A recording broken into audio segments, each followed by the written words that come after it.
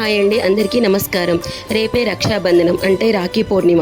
రక్షాబంధనం ఎలా ప్రారంభమైందో ఈ రోజు వీడియోలో తెలుసుకుందాం. పూర్వం దేవతలకు రాక్షసులకు మధ్య పుష్కర కాలం యుద్ధం సాగింది. యుద్ధంలో ఓడిపోయిన దేవతల రాజు దేవేంద్రుడు నిర్వీర్యుడై తన పరివారం అంతటినీ కూడగట్టుకుని అమరావతిలో తలదాచుకుంటాడు.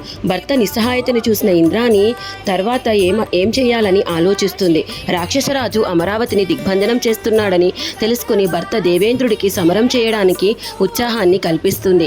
సరిగ్గా ఆ రోజు శ్రావణ పౌర్ణమి కావడంతో పార్వతీ పరమేశ్వరులను లక్ష్మీనారాయణులను పూజించి రక్షను దేవేంద్రుడి చేతికి కడుతుంది. అది గమనించిన దేవతలందరూ వారు పూజించిన రక్షలను తీసుకువచ్చి ఇంద్రుడికి కట్టి పంపుతారు. సమరంలో గెలిచిన ఇంద్రుడు తిరిగి త్రిలోక ఆధిపత్యాన్ని పొందుతాడు. శచీదేవి ప్రారంభించిన ఆ రక్షాబంధనమే నేడు రాఖీ పండుగగా ఆచారమైందని పురాణాలు చెప్తున్నాయి. ఇక రాఖీ పౌర్ణమి చరిత్ర. ద్రౌపది మరియు శ్రీకృష్ణుని మధ్యలో ఉన్నటువంటి బంధం. ఇతిహాసాల ప్రకారం చూస్తే ద్రౌపది శ్రీకృష్ణుడికి అన్నా చెల్లెళ్ళ అనుబంధం అత్యంత గొప్ప బంధంగా కనిపిస్తుంది. శిశుపాలుడిని శిక్షించే క్రమంలో సుదర్శన చక్రాన్ని ప్రయోగించిన కృష్ణుని చూపుడు వేలుకు రక్తం ధారగా కారుతూ ఉండగా అది గమనించిన ద్రౌపది తన పట్టుచీర కొంగు చింపి వేలికి కట్టుకట్టింది. దానికి కృతజ్ఞతగా ఎల్లవేళలా అండగా ఉంటానని శ్రీకృష్ణుడు ద్రౌపదికి హామీ ఇస్తాడు.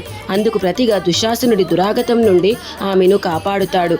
ఇక శ్రీ మహావిష్ణువు బలిచక్రవర్తి కోరిక మేరకు అతనితో పాటు పాతాళంలో ఉండిపోతాడు. శ్రీ మహాలక్ష్మి వెళ్లి బలిచక్రవర్తికి రక్షాబంధం కట్టి తన భర్తను వైకుంఠానికి తీసుకొని పోతుంది.